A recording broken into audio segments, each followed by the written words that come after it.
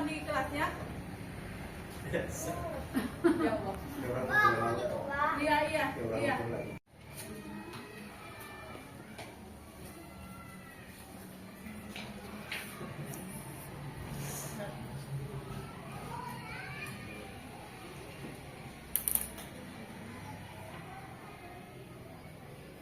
Cek. Mending kena kali titin daripada kapal Dedi. Oh, cek. Coba saya Ibu izin mulai ya, Pak Ibu. Assalamualaikum warahmatullahi wabarakatuh. Waalaikumsalam. Sebelumnya mohon maaf, saya ingin sedikit berbagi tentang desiminasi tentang pemahaman dan pengamalan budaya positif yang saya dapatkan ketika pendidikan calon guru penggerak. Adapun pengertian desiminasi itu adalah berbagi tentang ide, gagasan ataupun tentang keinginan suatu individu yang ingin disampaikan kepada khalayak, seperti itu.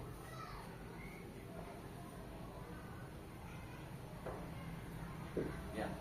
Dalam materi budaya positif itu ada 7 poin. Yang pertama adalah perubahan paradigma belajar, yang mungkin Bapak Ibu sudah mengetahui karena sekolah kita adalah sekolah penggerak. Yang kedua adalah disiplin positif dan nilai-nilai kebajikan universal. Yang ketiga adalah teori motivasi hukuman dan penghargaan. Yang keempat adalah keyakinan kelas. Yang kelima adalah kebutuhan dasar manusia. Yang keenam adalah restitusi 5 posisi kontrol. Dan yang ke-7 adalah tentang restitusi segitiga, ya.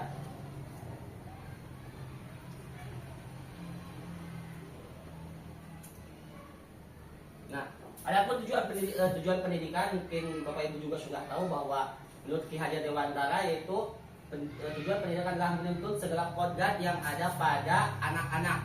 Itu ada kodrat alam ataupun kodrat yang biasa dia peroleh dari sosialnya dan kodrat zaman, seperti itu. Selanjutnya tentang perubahan paradigma belajar. Di sini pendidikan adalah sebuah proses pengubahan sikap, tata laku seseorang atau kelompok orang dalam usaha mendewasakan manusia melalui upaya pengajaran dan pelatihan. Pengajaran harus menuntun segala kodrat yang ada pada anak, yaitu tentang kodrat zaman, kodrat alam, seperti itu.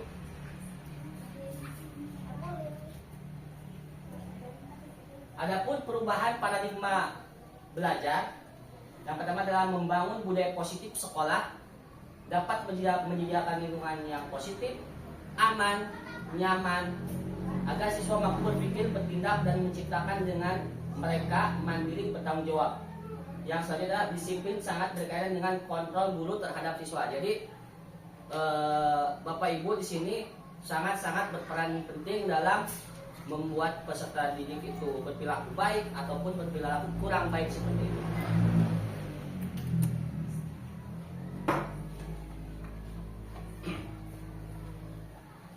Nah, di sini cobalah buka.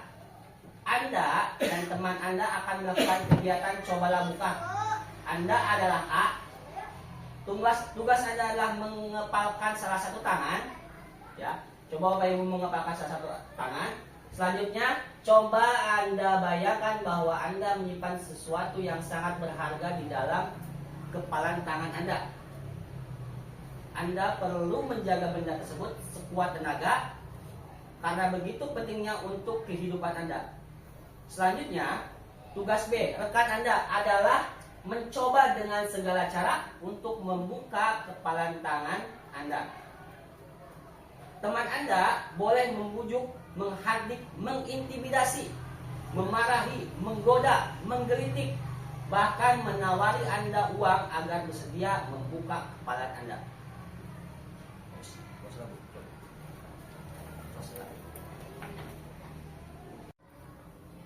Nah, setelah teman Bapak Ibu mencoba untuk membuka kepalan Bapak Ibu, ya, melalui permainan tadi, kita belajar untuk mempertahankan sebuah prinsip yang kita miliki, walaupun penuh dengan godaan. Kita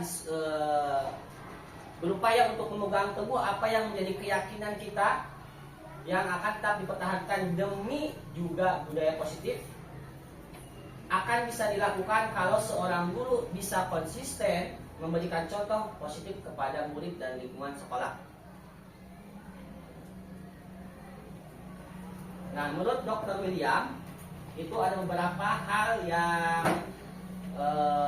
guru dapat terapkan untuk mengontrol. Yang pertama, ilusi guru mengontrol murid.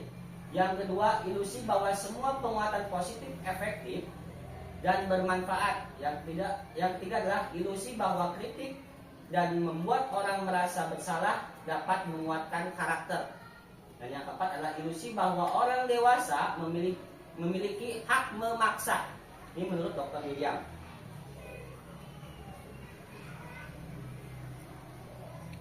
Nah, salah satu strategi dalam rangka menciptakan lingkungan yang positif adalah dengan penerapan disiplin positif di sekolah. Disiplin sering dimaknai kepatuhan terhadap peraturan dan tata tertib yang berlaku. Bahkan ada juga yang dikaitkan dengan hukuman jika melanggarnya. Jika kita menyadari apa manfaat disiplin bagi diri, bagi lingkungan sekitar, bagi masa depan, kita akan mendisiplinkan diri kita sendiri dengan penuh kesadaran.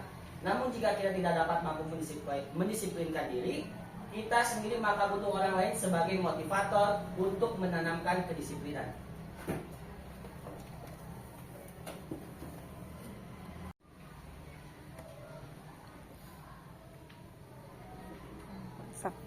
Atas mulai. Nah, disiplin positif juga adalah merupakan pendekatan mendidik untuk melakukan kontrol dan pembentukan kepercayaan diri anak. Tujuannya adalah menanamkan motivasi kepada murid agar menjadi orang yang mereka inginkan, menghargai dirinya sendiri dengan nilai-nilai yang mereka percayai. Nah, di sini ada nilai-nilai kebajikan. Salah satu nilai kebajikan yang paling menarik adalah profil pelajar Pancasila, yang dimana Bapak Ibu sudah menerapkan, kurang lebih sudah diterapkan 2 tahun atau 4 semester, ya. Bagaimana ada 5 profil pelajar Pancasila. Nilai-nilai kebajikan tersebut sudah mulai diterapkan di sekolah secara keseluruhan. Salah satu kebajikan tentang beriman dan bertakwa hingga menjadi siswa yang berakhlak mulia.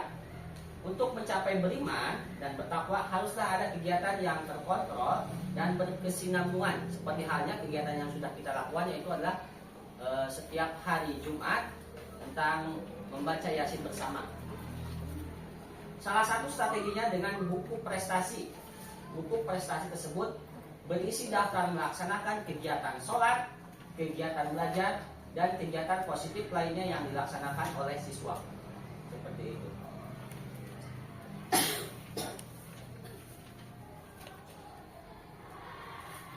Nah, menurut Dr. Diani dalam bukunya Restructuring School Discipline menyatakan ada 3 alasan motivasi. Yang pertama, untuk menghindari ketidaknyamanan atau hukuman. Yang kedua, untuk mendapatkan imbalan atau penghargaan dari orang lain. Selanjutnya, untuk menjadi orang yang mereka inginkan dan menghargai diri sendiri dengan nilai-nilai yang mereka percayai. Motivasi perilaku manusia. Dari ketiga motivasi tadi, dalam mewujudkan disiplin positif yang harus ditanamkan dalam murid-murid adalah motivasi yang nomor 3. Karena dengan memiliki motivasi tersebut, mereka telah memiliki motivasi intrinsik yang dapat berjangka panjang. Motivasi yang tidak akan terpengaruh pada adanya hukuman ataupun hadiah. Mereka akan tetap berperilaku baik dan berlandaskan nilai-nilai kebajikan karena mereka ingin menjadi orang yang menjunjung tinggi nilai-nilai yang mereka hargai. Nah, di sini ada yang disebut dengan hukuman, konsekuensi, dan restitusi. Hukuman bersifat tiba-tiba atau tidak terencana. hukuman berupa fisik maupun verbal akan membuat siswa tersakiti. Yang kedua adalah konsekuensi, bersifat terencana atau sudah dibahas dan disepakati sebelumnya, tapi konsekuensi tetap membuat siswa merasa tidak nyaman dalam jangka waktu yang pendek. Yang ketiga adalah restitusi, merupakan proses penciptaan posisi bagi siswa untuk memperbaiki kesalahan mereka sehingga mereka akan kembali ke kelompoknya dengan karakter yang lebih kuat. Nah, di sini ada keyakinan kelas. Mungkin Bapak Ibu di kelas ada yang disebut dengan kesepakatan kelas. Nah, keyakinan kelas ini sebenarnya adalah di luar dari kesepakatan kelas. Jadi kesepakatan kelas itu ada di dalam keyakinan kelas, di mana nilai-nilai yang murid pahami ada dalam keyakinan kelas tadi. Selanjutnya dibuatlah kesepakatan kelas. Setiap tindakan atau perilaku yang kita lakukan dalam kelas dapat menentukan terciptanya sebuah lingkungan positif. Perilaku warga kelas tersebut menjadi sebuah kebiasaan yang akhirnya membentuk sebuah budaya positif. Dalam mewujudkan perilaku warga sekolah yang memiliki budaya positif, hal pertama perlu diciptakan adalah disepakati membuat keyakinan-keyakinan atau prinsip dasar bersama di antara warga kelas untuk mendapatkan nilai-nilai kebajikan yang disepakati bersama.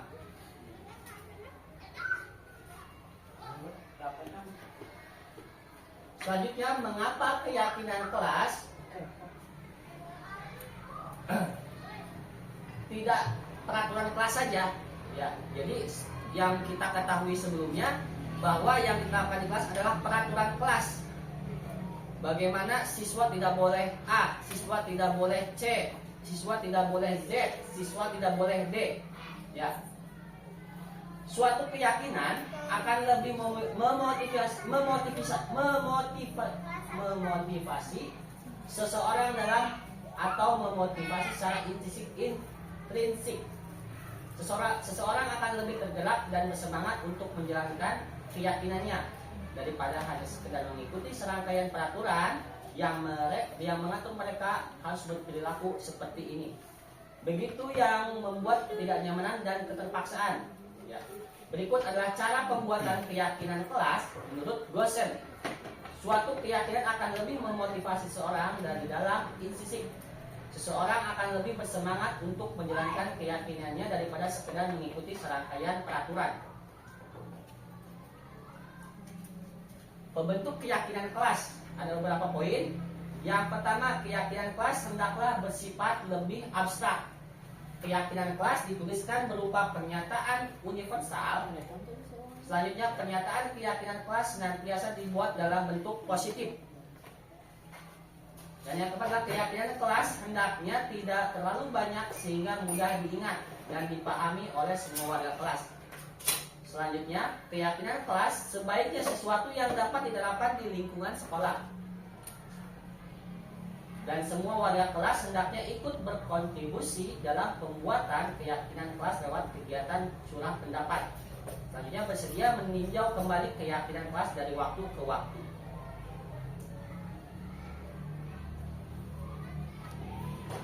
Nah, di sini ada kebutuhan dasar manusia. Ada 5 kebutuhan. Yang pertama survival, yang kedua adalah freedom, yang ketiga adalah power, yang keempat adalah belonging, yang kelima adalah fun. Kebutuhan dasar manusia, seluruh tindakan manusia memiliki tujuan tertentu. Semua yang kita lakukan adalah usaha terbaik kita untuk mendapatkan apa yang kita inginkan. Ketika mendapat apa yang kita inginkan, sebetulnya saat itu kita sedang memenuhi satu atau lebih dari satu kebutuhan dasar kita, yaitu kebutuhan untuk bertahan hidup, seperti dari survival, cinta dan kasih sayang, atau belonging. Yang ketiga, kebebasan atau freedom. Selanjutnya adalah kesenangan, fun, dan yang terakhir adalah kekuasaan, power. Ketika seorang murid melakukan suatu perbuatan yang bertentangan dengan nilai-nilai kebajikan atau melanggar peraturan, hal itu sebenarnya dikarenakan mereka gagal memenuhi kebutuhan dasar mereka. Untuk lebih jelasnya, mari kita lihat satu persatu kelima kebutuhan dasar ini. Yang pertama, posisi kontrol. penghukum, pembuat rasa bersalah, teman, pemantau, manajer. Nah, ini adalah posisi kontrol yang guru miliki. Di sini ada yang sebagai penghukum. Seorang penghukum biasanya menggunakan hukuman fisik maupun verbal, bisa berkata kasar atau cacian dan sebagainya. Orang-orang yang menjalankan posisi hukum senantiasa mengatakan bahwa sekolah merupakan sistem atau alat yang dapat lebih menekan murid.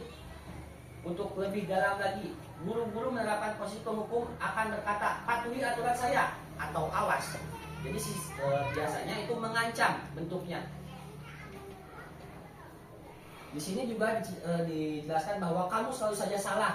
Jadi membuat siswa itu tertekan. Selalu pasti yang terakhir selesai dulu seperti ini. Senantiasa percaya hanya ada satu cara agar pembelajaran bisa berhasil, yaitu cara dia. Yang selanjutnya adalah pembuat rasa bersalah. Pada posisi ini biasanya guru akan bersuara lebih lembut. Pembuat orang merasa bersalah akan menggunakan keheningan yang membuat orang lain merasa tidak nyaman, bersalah atau rendah diri. Kata-kata yang keluar dengan lembut akan seperti ini. Ibu sangat kecewa sekali dengan kamu. Berapa kali Bapak harus memberitahu kamu? Gimana coba kalau orang tua kamu tahu kamu berbuat seperti ini? Dimana dia diposisikan merasa bersalah dengan apa yang dilakukannya. Selanjutnya adalah sebagai teman. Guru pada posisi ini tidak akan menyakiti murid, namun akan tetap berupaya mengontrol melalui persuasi. Posisi teman pada guru bisa negatif ataupun positif. Positif ini bisa berupa hubungan baik yang terjalin antara guru dan murid. Guru di posisi teman menggunakan hubungan baik dan humor untuk mempengaruhi seseorang. Mereka akan berkata, ayo bantulah demi Bapak. Ayo ingat tidak bantuan Bapak selama ini. Ya sudah, kali ini tidak apa-apa, nanti ibu bantu bereskan. Hal negatif dari posisi teman adalah bila suatu saat guru tersebut tidak membantu, maka murid akan kecewa dan berkata, saya pikir Bapak Ibu teman saya. Murid merasa dikecewakan dan tidak mau lagi berusaha. Hal-hal mungkin timbul adalah murid hanya bertindak untuk guru tertentu dan tidak untuk guru lainnya. Murid akan tergantung pada guru tersebut. Selanjutnya, pemantau. Pemantau ini biasanya memonitoring atau mengawasi. Pada saat kita mengawasi, kita bertanggung jawab atas perilaku orang-orang yang kita awasi. Posisi pemantau berdasarkan pada peraturan dan konsekuensi dengan menggunakan sanksi. Kita dapat memisahkan hubungan pribadi kita dengan murid sebagai seorang yang menjalankan posisi pemantau. Pertanyaan yang diajukan seorang pemantau biasanya, peraturannya apa? Apa yang telah kamu lakukan? Sanksi atau konsekuensinya apa? Seorang pemantau sangat mengandalkan perhitungan, catatan, data, dan dapat digunakan sebagai bukti atas perilaku seseorang. Posisi ini akan menggunakan stiker, slip catatan, daftar cek. Biasanya di sini guru sebagai pengawas, mengawasi perilaku dan kegiatan yang dilakukan murid di sekolah. Nah, yang terakhir adalah posisi manajer. Posisi terakhir adalah posisi manajer, di mana posisi mentor, guru berbuat sesuatu bersama dengan murid, mempersilahkan murid untuk mempertanggungjawabkan perilakunya. Jadi kita ini membuat murid itu mandiri untuk mempertanggungjawabkan apa yang dilakukannya sehari-hari. Selanjutnya, mendukung murid agar dapat menemukan solusi atas permasalahannya sendiri. Seorang manajer telah memiliki keterampilan di posisi teman maupun pemantau. Jadi manajer ini biasanya memiliki keduanya seperti itu. Dengan demikian bisa jadi waktu tertentu kembali kepada posisi tersebut bila diperlukan. Seorang manajer akan berkata apa yang kita yakini, seperti halnya tadi tentang tentang keyakinan kelas yang sudah kita buat. Adapun dalam keyakinan kelas itu ada nilai-nilai kebajikan yang patut siswa pahami. Apakah kamu bersedia memperbaikinya? Jika kamu memperbaiki ini, hal ini menunjukkan apa tentang dirimu? Apa rencana kamu untuk memperbaiki ini? Nah, di sini tugas seorang manajer bukan untuk mengatur perilaku seseorang. Seperti itu. Di sini ada restitusi segitiga. Restitusi, ya. Bisa, di mana di sini ada yang disebut dengan validasi tindakan yang salah. Yang kedua, menanyakan keyakinan. Yang selanjutnya, menstabilkan identitas. Ya. Jadi, menstabilkan identitas di sini, setiap orang pasti pernah melakukan kesalahan. Kamu bukanlah satu-satunya yang pernah melakukan ini. Jadi hal pertama itu kita diharuskan menstabilkan identitas siswa dulu dengan perkataan seperti ini contohnya. Selanjutnya, menanyakan keyakinan yang sudah kita pahami, yaitu keyakinan kelas apa yang telah kita sepakati. Kamu ingin menjadi orang yang seperti apa?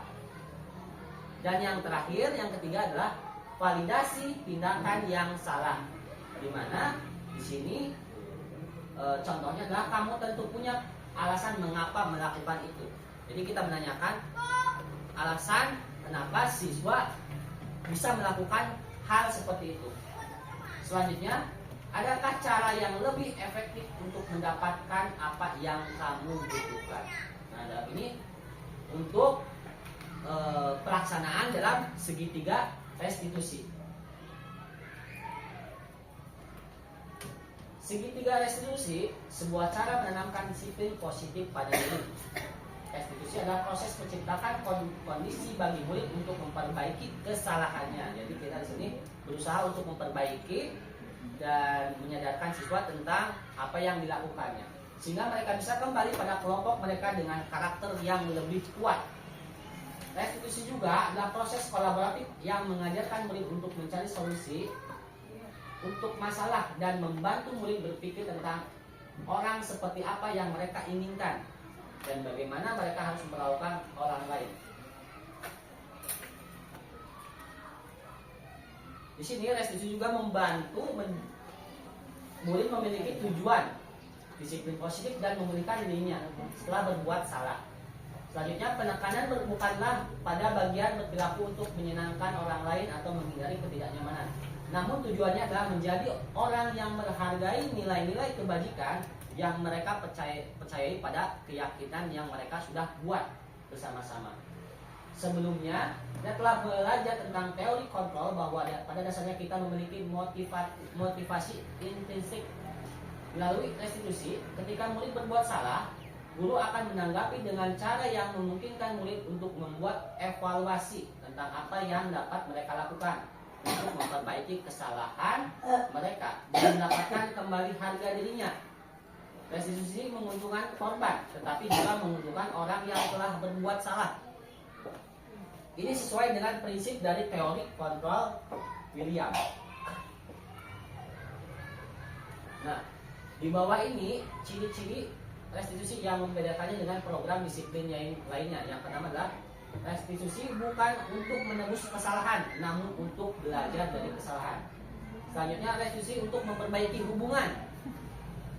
Yang ketiga adalah restitusi adalah tawaran, bukan paksaan. Jadi kita di sini menawarkan.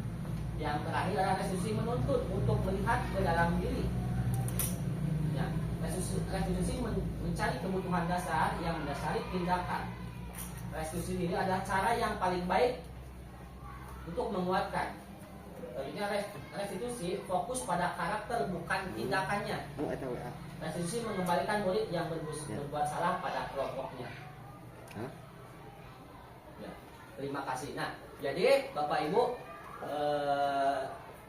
terima kasih atas waktunya. Yang tadi adalah merupakan hal-hal yang saya pelajari, yang ingin saya bagikan tentang budaya positif di sekolah. Kurang lebihnya mohon maaf. Wabillahi taufiq wal hidayah. Assalamualaikum warahmatullahi wabarakatuh. Waalaikumsalam warahmatullahi wabarakatuh.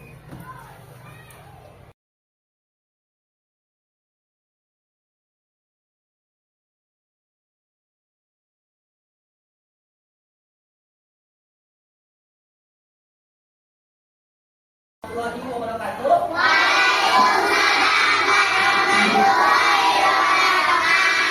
Selamat pagi anak-anak.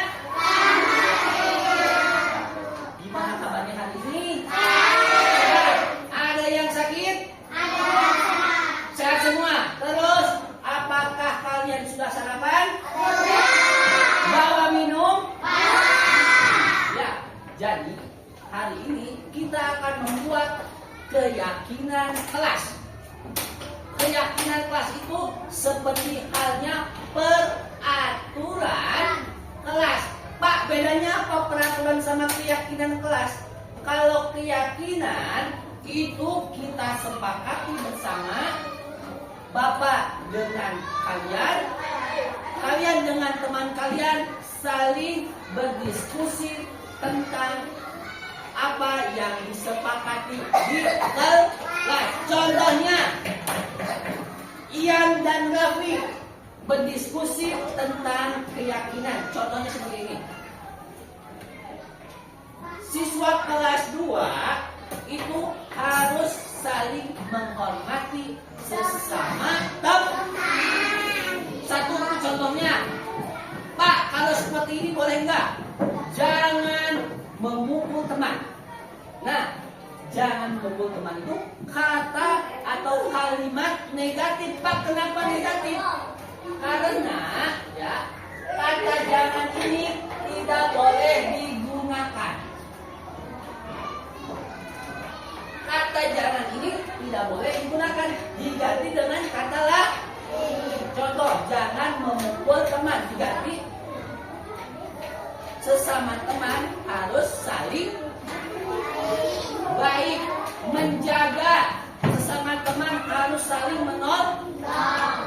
Ya, kata jangannya diganti, dihapus. Nanti kalian Bapak kasih, ya, Bapak kasih kertas, iya, Bapak kasih kertas ini, ya, Bapak kasih kertas ini, kalian isi keyakinan kalian, boleh diskusi dengan teman sebangku, dengan teman yang belakang, yang depan, yang kanan, yang kiri, boleh diskusi. Dan masing-masing silahkan menulis keyakinannya dan kita akan sepakati bersama. Siap? Siap? Nah, Bapak akan kasih satu-satu.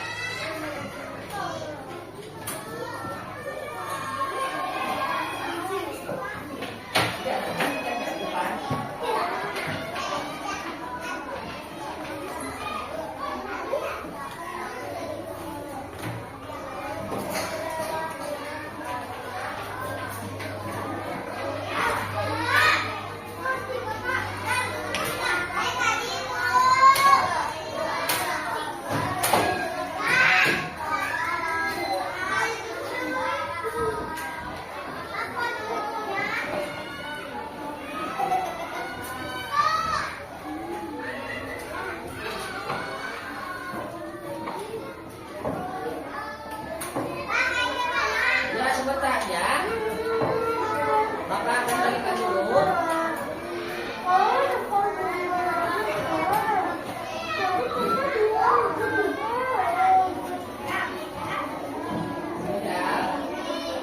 Biasa, ini Raffi sama Haida. Ya.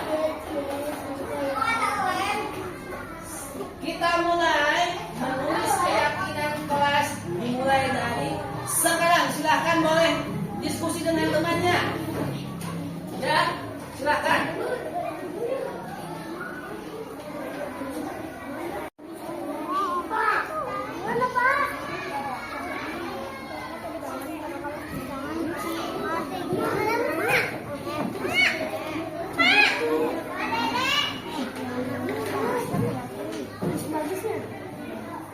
Silakan diskusi dengan teman.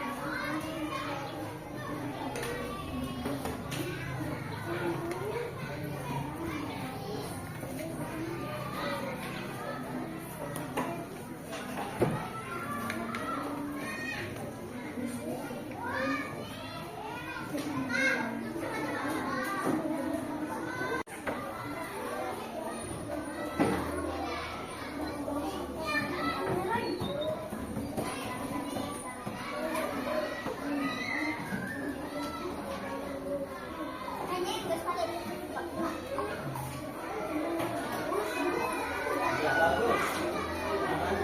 Boleh, ya, boleh. Tempelnya di mana, Pak? Ya, nanti Bapak suruh akan tempelkan di depan ya. Nanti kalau sudah selesai waktunya silakan. Karena belum selesai waktunya, silakan tulis sebanyak-banyaknya dulu. Boleh. Oh, kalau lagi boleh. Terus yang kalian ketahui pengennya apa contohnya? Duduk di tempat masing-masing. Boleh.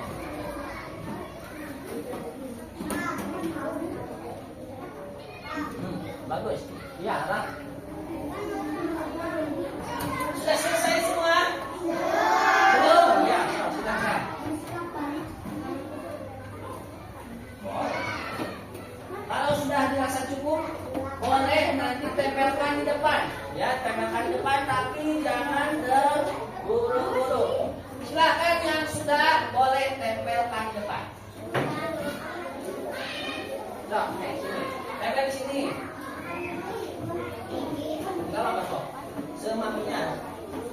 Oh, ya. Lanjut. Tempel. Nah. Rapi tempel sebelah sini. Rapi Aida yang sudah sebelah sini.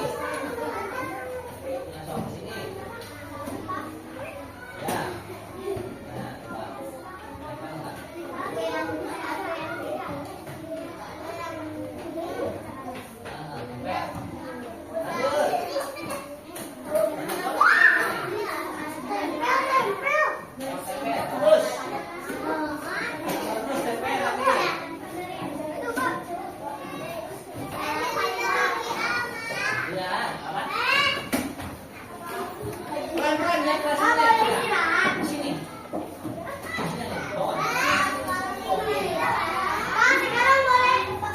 Tempel enggak?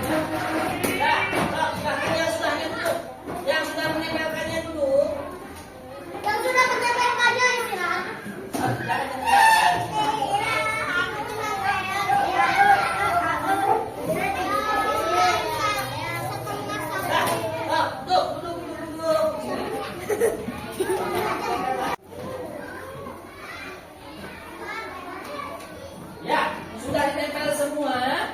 Sudah. Bapak akan bacakan satu dulu. Paling atas.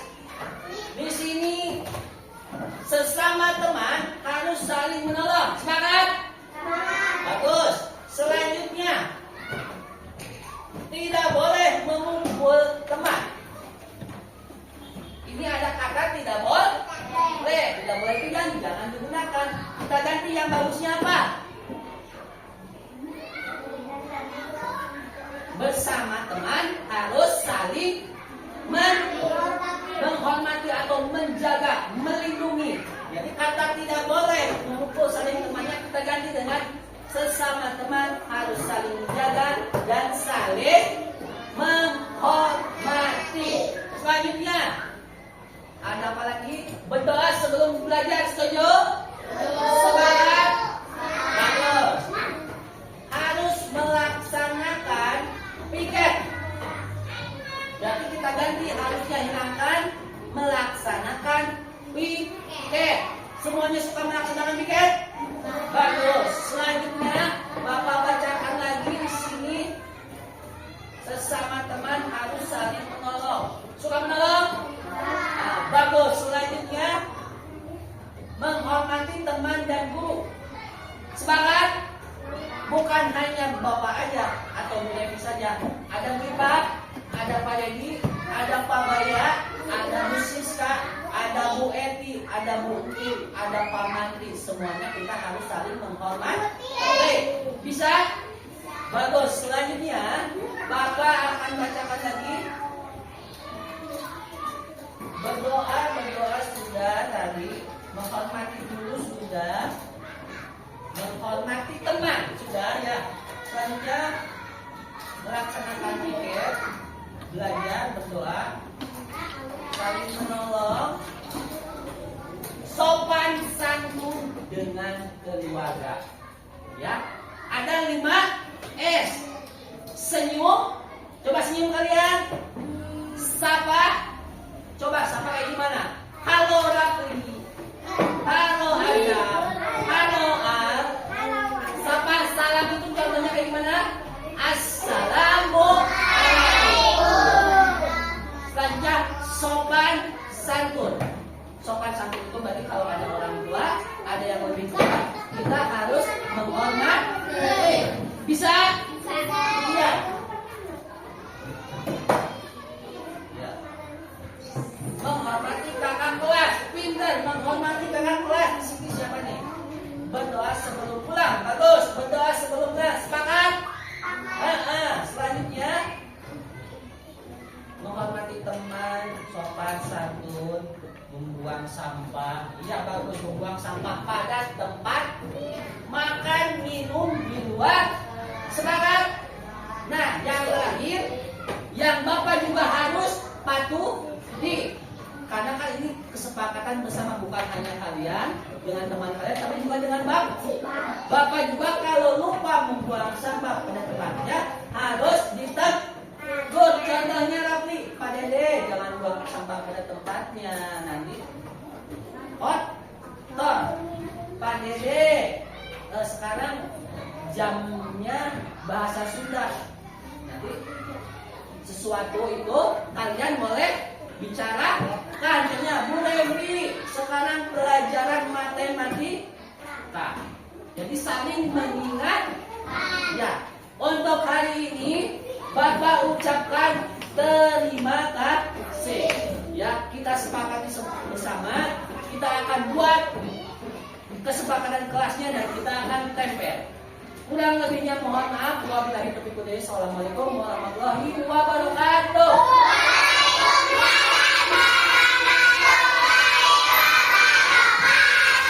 Ya, silakan istirahat. Makasih ya. Wah, makasih. Matiin.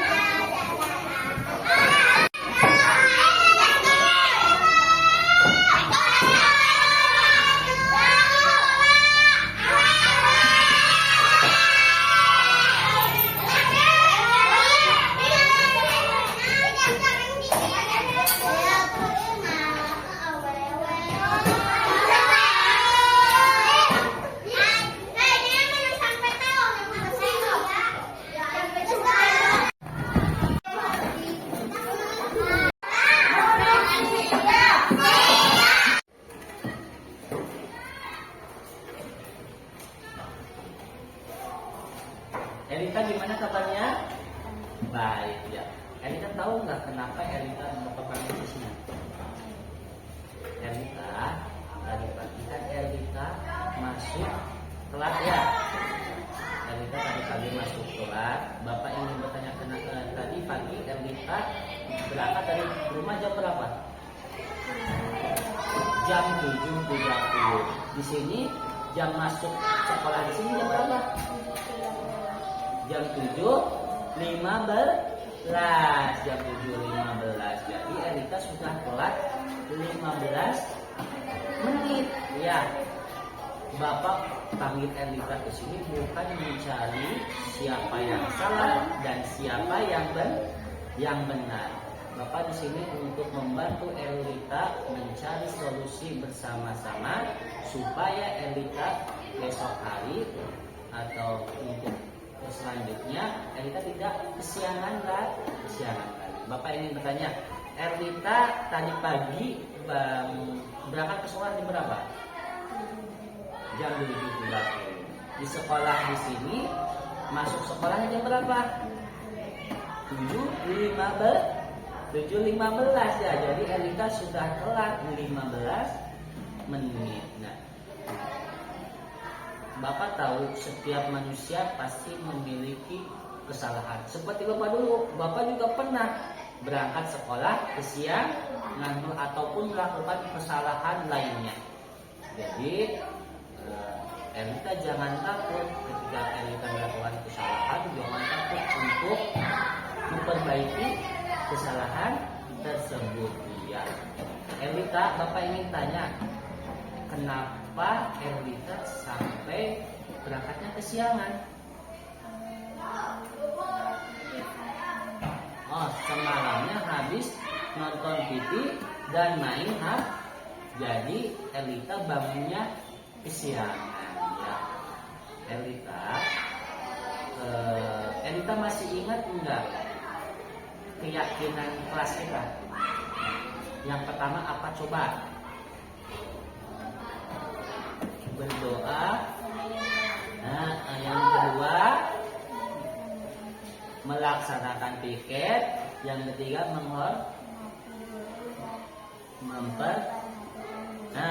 selanjutnya menjaga. Dan yang terakhir masuk jam berapa? Jam 7.15. Nah, kenapa Bapak Erlita meyakini nggak keyakinan kelas yang sudah pernah kita buat? Yakin ya. Jadi keyakinan kelas yang sudah kita buat, yang terutama untuk masuk tepat waktu itu membuat kita disiplin. Ya. Jadi Erlita untuk kedepannya supaya Erlita tidak masuk kesiangan lagi, maka Erlita malamnya harus tidur lebih awal dan tidak main HP atau menonton TV. Setelah itu Erlita juga bangunnya bisa lebih awal, bisa sholat subuh dulu, bisa makan dulu, bisa mandi dulu, ya, bisa melaksanakan atau persiapan kegiatan siap-siap berangkat ke sekolah. Jadi untuk selanjutnya supaya Erlita tidak kesiangan lagi, maka Erlita harus bangun lebih awal dan tidur lebih awal. Nah, Bapak harapkan Erlita bisa melakukan itu. Erlita siap? Iya, siap. Untuk kesalahan yang Erlita buat jangan terlalu dipikirkan, karena setiap orang memiliki kesalahannya masing-masing. Udah, terima kasih. Udah, silakan pulang. Makasih. Selamat pagi anak-anak. Gimana kabarnya hari ini? Ada yang sakit? Ada yang gak enak badan? Kemarin Bapak sudah memberikan tugas.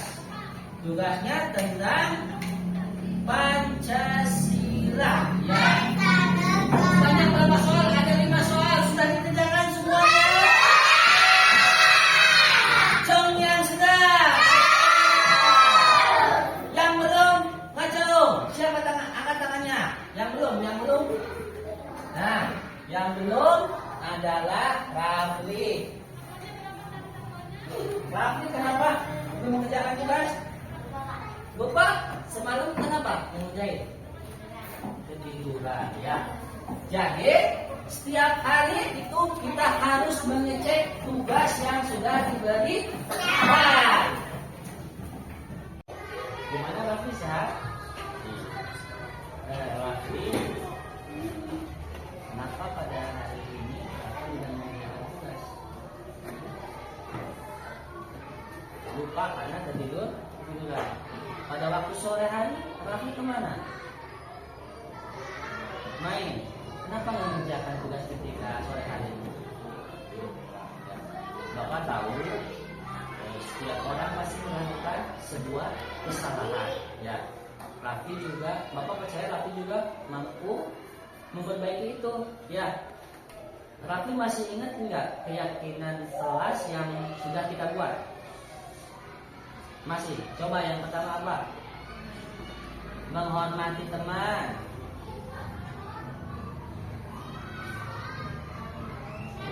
Makan minum di luar kelas. Menjaga. Melaksanakan. Iya. Yang terakhir di rumah. Yang terakhir mengerjakan PR di rumah ya. Jadi Raffi sudah tahu bahwa keyakinan kelas kita itu harus mengerjakan PR dulu di sekolah ya. Jadi praktik kepahalan agar tidak melakukan kesalahan itulah ya. Jadi mulai besok setiap ada tugas praktik boleh mengerjakan di rumah untuk dicek tugas-tugas apa saja yang sudah Bapak beri. Nah, ya sudah, tapi silakan duduk kembali.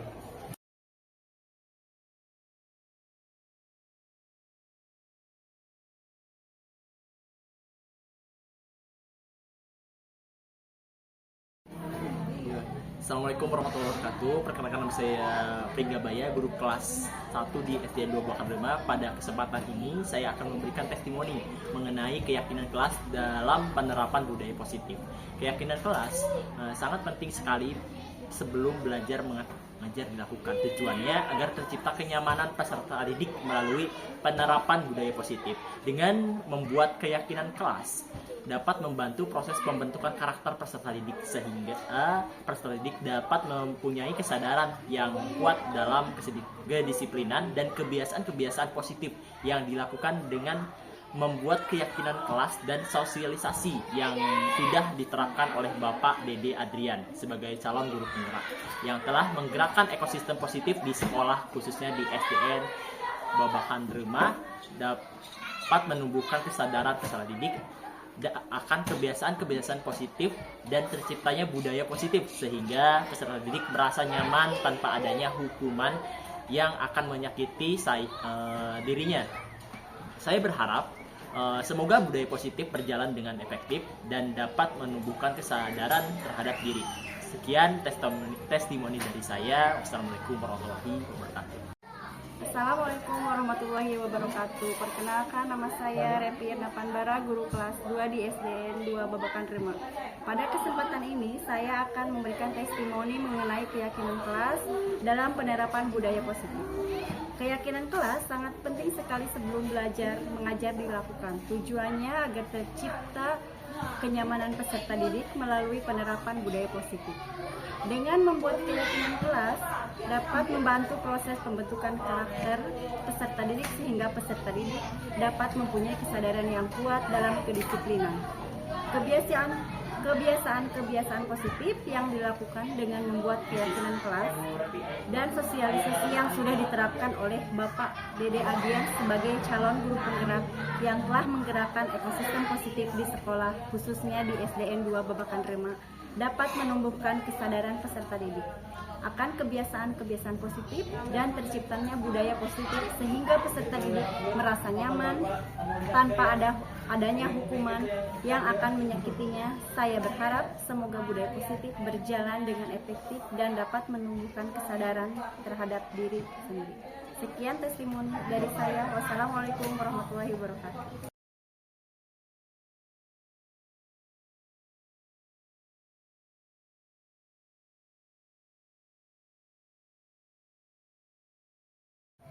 Saya diajarkan mencari solusi mengenai masalah saya sendiri. Assalamualaikum. Saya diajak mencari solusi mengenai masalah saya sendiri. Terima kasih. Wassalamualaikum warahmatullahi wabarakatuh. Assalamualaikum. Nama saya Atifah Nurul Ramadhaniyah. Dalam diskusi keyakinan kelas bersama teman-teman dan Pak Dede, saya dan teman-teman membuat tulisan keyakinan kelas di kertas yang diberikan Pak Dede. Teman-teman juga sangat semangat dan bersama ingin melaksanakan keyakinan yang sudah disepakati bersama. Terima kasih. Waalaikumsalam. Assalamualaikum warahmatullahi wabarakatuh. Nama saya Muhammad Al-Farid. Dalam diskusi keyakinan kelas bersama